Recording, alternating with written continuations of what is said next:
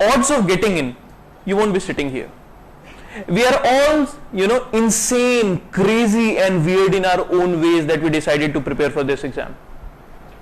Think of the odds. What a man of science, a man of truth should do. What are the odds of me getting in?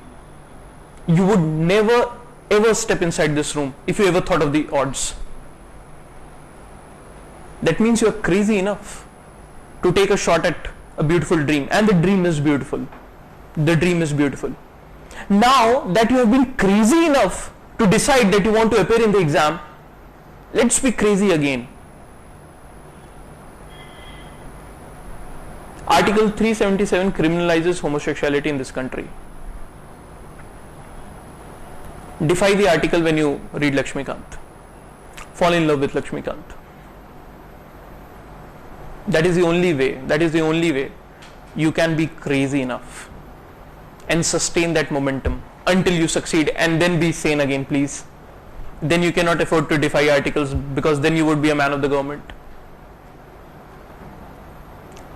You know why I stress so much upon setting personal goals and making personal strategies is because if I write a line on the board here right now and I ask you guys to write down in your notebooks what it means to you, trust me, no two people in the room would write down the same thing. So how can I expect that when each of you opens up, let's suppose Lakshmikant, you all understand the same thing, you all understand the right thing, you all read between the lines? Because reading between the lines, from the side of the lines, from the top of the lines, from a corner, from an angle, 30 degree, 45 degree, that is a skill that you must have. Because ultimately everybody is reading the same stuff. Some people are getting through, some are not.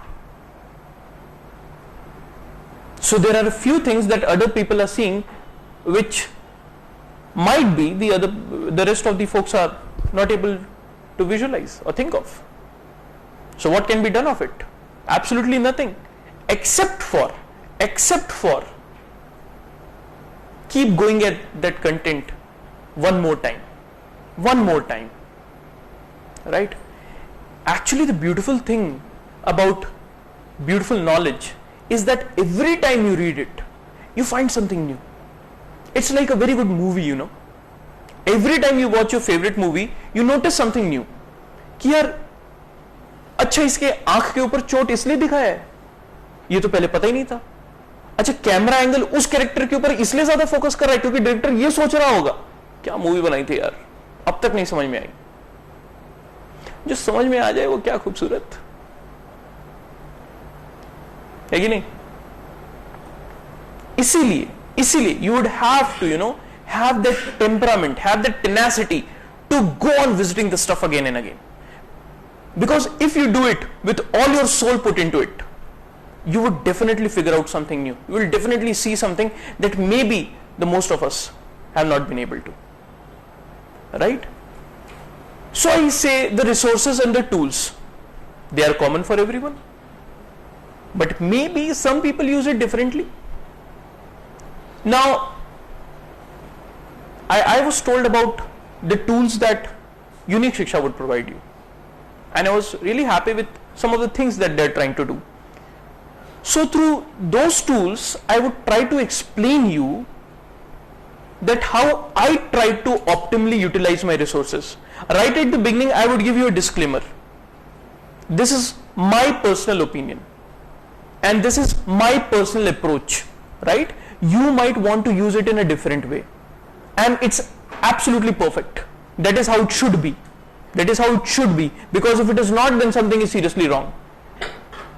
कल रात को DD national पे, हाँ अभी भी कुछ लोग हैं इस दुनिया में जो डीडी नेशनल देखते हैं. डीडी नेशनल पे एक बहुत अच्छी फिल्म आ रही थी, आंखों देखी. रजत कपूर साहब ने बनाई है आंखों देखी. बहुत ही बेहतरीन फिल्म है और अगर आप लोग को समय मिले तो जरूर देखिएगा. और कृपया करके इस पूरी प्रक्रिया के दौरान कहीं पे नहीं लिखा है कि अगर आप पिक्चर देख लेंगे तो आपका सिलेक्शन नहीं होगा. ये सब नहीं. जो चीजें आपको खुशी देती हैं वो करिए. ठीक है, पहले खुद तो बने रह लो, तब तो अफसर बनोगे.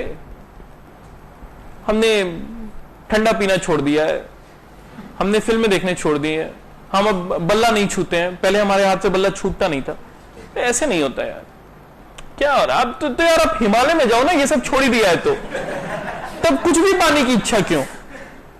तब क्यों चाहते हो कि हम आईएएस बन जाए, बत्ती पा जाए? वो भी छोड़ दो, ऊपर चले जाओ। इतने ऊपर उठ ही गए हो कि बल्ला नहीं छू पा रहे हो, ठंडा भी छोड़ दिया है। अगर स्वास्थ्य की वजह से छोड़ा है वो अलग चीज है। आपको डायबिटीज है, आपको नहीं है, बस उदाहरण दे रहा हूं, उस वजह से छोड़ा है तो वो अलग चीज है। लेकिन ऐसा करने से हम आईएएस अफसर बन जाएंगे? हम पिक्चर नहीं देखेंगे तो आईएएस अफसर बन जाएंगे?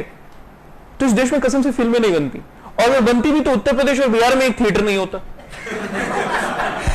लेकिन है, हमारे यहां जुबली टॉकीज है, और क्या क्या फिल्में दिखाते हैं वहां। खैर, तो आंखों देखी की मैं चर्चा कर रहा था। आंखों देखी में एक बहुत ही अच्छा कॉन्वर्सेशन है। मेन कैरेक्टर उसमें बाबूजी हैं। अच्छा, उस फिल्म की फिलॉसफी है, बाबूजी कहते हैं कि कोई भी सत्य हो, कोई भी सत्य हो, और चाहे वो कितना भी स्थिर हो, जब तक हम उसे अपनी आंखों से नहीं देखेंगे हम नहीं मानेंगे वो सत्य है। तो बाबूजी से लोग एक दिन बोलते हैं कि बाबूजी शेर दहाड़ता है, क्या पता म्याऊं भी कर सकता है, हमने थोड़ी ना देखा है। हम में से ज्यादातर लोगों ने शेर थोड़ी ना देखा है, क्या पता, हो सकता है बहुत बड़ी कॉन्स्पिरेसी हो हमें बताने के लिए कि शेर दहाड़ता है। हमने तो नहीं देखा है, हम क्यों माने शेर दहाड़ता है? तो बाबूजी बोलते हैं सही बात बोल रहा है, हम जाके देखेंगे कि शेर दहाड़ता है कि नहीं। बाबूजी जाते हैं, देखते हैं, शेर को उकसाते हैं कि बेटा, किशोरी लाल नाम रहता है उस शेर का, किशोरी लाल को उकसाते हैं कि बेटा दहाड़, बेटा दहाड़। नहीं दहाड़ता है, फिर भी बाबूजी बैठे रहते हैं। फिर शेर दहाड़ता है, और शेर दहाड़ता है तो बाबूजी का पैजामा खराब हो जाता है। लेकिन अब बाबूजी को पता है कि शेर दहाड़ता है, क्यों? क्योंकि व्यक्तिगत अनुभव, personal experience, he discovered the truth for himself. अब ऐसा करके बाबूजी के बहुत सारे चेले चपाटे बन जाते हैं, जो बाबूजी के घर से जाते ही नहीं है। बाबूजी का पूरा परिवार परेशान कि यार पूरे टाइम इनके साथ बैठे रहते हैं, लड़की की शादी के लिए लड़के वाले देखने आए हैं तो बाबूजी उनके साथ जाके जुआ खेल रहे हैं, हर कोई दिक्कत में कि क्या करें अब। तो फिर बाबूजी हाथ जोड़कर विनती करते हैं कि आप लोग से मेरी विनती कि आप लोग चले जाइए। तो फिर जितने भी चेले रहते हैं वो सब बोलते हैं कि बाबूजी हमने तो आपको गुरु मान लिया था, आप हमारे साथ बहुत बुरा कर रहे हैं। तो फिर बाबूजी बोलते हैं कि यार बड़े दिनों से और बड़ी कोशिश करके हम अपने नाप का एक जूता ढूंढ रहे हैं जिसमें हमारा पांव पड़ जाए, और आप सब लोग कोशिश कर रहे हो कि आपका भी पांव उसी जूते में पड़ जाए। कैसे पड़ जाएगा? आपकी नाप अलग है। आप हम सीख कुछ नहीं रहे हो, आप हमारा नकल कर रहे हो। सीखना था तो यह सीखते कि मैंने व्यक्तिगत अनुभव से सीखा, तो आप भी व्यक्तिगत अनुभव से सीखोगे। लेकिन आपको मेरे ही व्यक्तिगत अनुभव से सीखना है, यह तो नकल हुई। तो मैंने सोचा कल रात को कि यार आज ही रात को मैंने एक फिल्म क्यों देखी, जब कल मुझे इतने प्रतिभाशाली लोगों से बात करनी है। ईश्वर का कुछ तो उद्देश्य जरूर होगा कि मैंने ये फिल्म देखी। तो फिर मुझे चमका कि यही बताना है कि अगर आप वही करोगे जो मैंने किया तो वो नकल होगी, और नकल करोगे तो ब्लैकलिस्ट किए जाओगे, या फिर बिहार में टॉपर बन सकते हो। तो फिर दिल्ली में क्यों? ठीक है, तो मैं अपने अनुभव साझा कर सकता हूं। I can share my experiences with you people to give you an insight into what challenges that I faced and you might face, and you might not as well, right? Do not try to do these stunts at your home because these have been performed under expert supervision. ठीक है, वही बात है। So I'll not talk about the tools. No, एक second ये देते बेटा।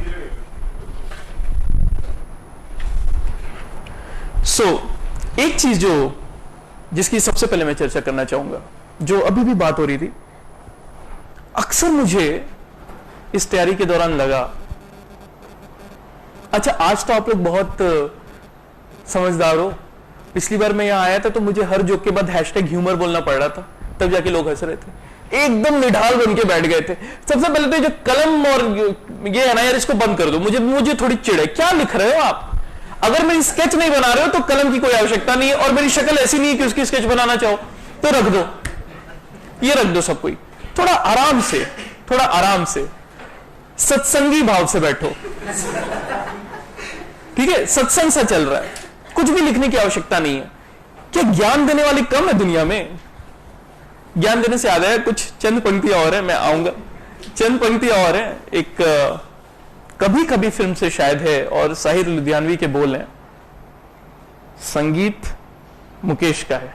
मैं गाऊंगा नहीं, मैं बस ऐसे बोल देता हूं क्योंकि हम विविध भारती सुनते थे, तो विविध भारती में वैसे ही बोलते हैं कि पटना से शैली ने दरख्वास्त की है, कभी कभी फिल्म का गीत, बोल साहिर लुधियानवी के और संगीत दिया है मुकेश ने, ठीक है? सिबा का मधुर संगीत कार्यक्रम में आता था। तो उसमें गीत कुछ इस तरह है कि कल और आएंगे नगमों की खिलती कलियां चुनने वाले, मुझसे बेहतर कहने वाले, तुमसे बेहतर सुनने वाले, क्यों कोई मुझको याद करे, क्यों कोई मुझको याद करे, मजरूफ जमाना मेरे लिए क्यों वक्त अपना बर्बाद करे।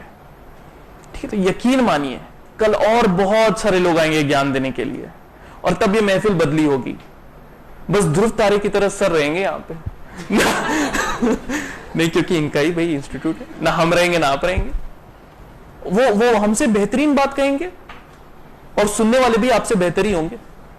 तो अगर आज नियति ने कुछ पलों के लिए हमारे और आपके रास्तों के बीच में एक मोड़ बना रखी है, तो उसको कलम लेकर बर्बाद क्यों करना? छोड़ दो कलम को, दरख्वास्त है मेरी। पियो पानी, तुम बिल्कुल कुछ भी असहजता की आवश्यकता नहीं है। पॉलिथीन जरूरी है, पॉलिथीन जरूरी नहीं तो पानी बैग को भिगा देगा। असहज क्यों ना? जितने लोग यहाँ पे उत्तर प्रदेश से आए हैं या फिर देश के बाकी भी हिस्सों से आए होंगे, मुझे उत्तर प्रदेश का ज्यादा पता है, मैं वहां पे रहा हूं, और खासकर मिडिल क्लास फैमिलीज में एक आदत होती है घर की गृहिणियों की, जो माता होती हैं, जब भी किसी बाहर से कोई सामान आता है ना, जो पॉलिथीन आती है उसको गद्दे के नीचे, कभी काम आएगा, कब आएगा नहीं पता। अब रात को आप सोगे तो पूरे रात आपको पॉलिथीन की वो खनक सुनाई देगी, पॉलिथीन इकट्ठा होती है वहां पे। अच्छा सोचो, वो जो थैला वहां पे रखा गया है ना, वो हमारी और आपकी कहानी बता रहा है। मध्यम वर्गीय परिवार, जो गद्दा है ना, वो नियम है जो कि थैले को उड़ने से रोकेगा। आपको उड़ने नहीं देगा वो गद्दा, और वो नियम बड़ी कुरूप लगेंगे आपको। तो समाज ने गद्दे के ऊपर क्या डाल दी? सुंदर सी चादर, और चादर के ऊपर क्या नक्काशी हुई है। लेकिन उसके बाद भी आप वो थैले हैं जो उड़ लिए, जो आगे बाहर पता नहीं कितने आज भी दबे पड़े। तो भाई हर चीज में खूबसूरती है, थैले से क्या शर्माना, ठीक है? तो जो पहली चीज जो अभी मैं सर के साथ डिस्कस कर भी रहा था, वो यही था कि at many points during the preparation, I felt that I was doing things the same way as I did in school. You know, going back to school kind of an experience. And I also mentioned this to him. People come up and ask how to write answers, how to begin an answer, how to end an answer. Tell me, have you never written an answer in your life before? We all have. And I assume everybody has completed their school education. अगर कोई नहीं है तो वो भी चले जाओ. Everybody has completed their school education. So we have been through class 5, 6, 7th, 8th, 9th, 10th, 11th, 12th, right? तब जाके आए. Although a lot of our education went null and void with what we did in college, but still कुछ तो याद होगा ना. English पढ़ते थे, हिंदी पढ़ते थे, फिर टीचर होमवर्क देती थी, उसका आंसर लिखते थे. मान लीजिए गोदान उपन्यास है प्रेमचंद का, डरिए मत, मैं सवाल नहीं पूछूंगा आपसे, ठीक है? गोदान उपन्यास है, उसमें होरी नाम का एक चरित्र है. होरी चरित्र है प्रेमचंद के गोदान उपन्यास में, और यह उपन्यास अपने स्कूल में पढ़ा. अब आपसे उन्होंने पूछा सवाल, होमवर्क दिया टीचर ने कि होरी के इस कथन का क्या मतलब है. क्या किसी ने ऐसा जवाब लिखा? अंततः हम यह निष्कर्ष निकाल सकते हैं कि होरी के इस कथन का आशय गबरू के ऊपर कटाक्ष था। नहीं ना, ये कंक्लूजन में ही आएगा ना, ये कंक्लूजन में ही आएगा ना। इस प्रकार से आप किसी भी जवाब का अंत ही करेंगे ना, शुरुआत तो नहीं करेंगे ना। तो शुरुआत से ही होती है, इंट्रोडक्शन से ही होती है, बीच में कथा होती है और आखिरी में अंत होता है। ऐसे ही जवाब लिखे जाते हैं, ऐसे ही तो लिखे हैं, तभी तो पास हुए, तभी तो पास हुए ना, नहीं तो मनरेगा नहीं कर रहे होते। समझ रहे हो मेरी बात? Answer writing is not changed, may be you have. Answer writing is state the same. Magna carta के जमाने से लेकर आज तक आंसर राइटिंग